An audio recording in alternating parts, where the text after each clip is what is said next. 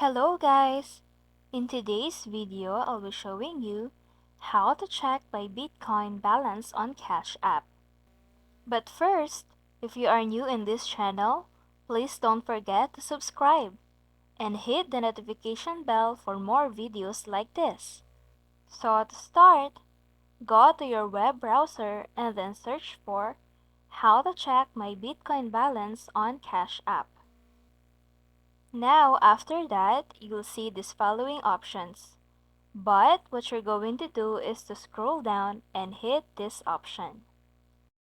And then it will direct you here.